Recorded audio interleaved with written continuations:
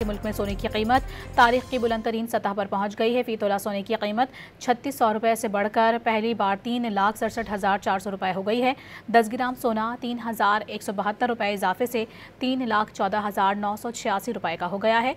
आलमी मार्केट में फी ऑन सोने की कीमत $36 बढ़ने के बाद $3,447 की सतह पर आ गई है। मुल्क में सोने की कीमत तारीख की बुलंद तरीन सतह पर पहुंच गई है। फी तोला सोने की कीमत 3600 रुपये से बढ़कर पहली बार 3,67,400 रुपये हो गई है।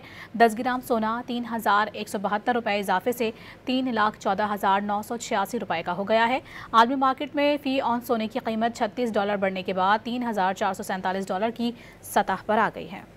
मुल्क में सोने की कीमत तारीख की बुलंद तरीन सतह पर पहुंच गई है। फी तोला सोने की कीमत 3600 रुपये से बढ़कर पहली बार 3,67,400 रुपये हो गई है।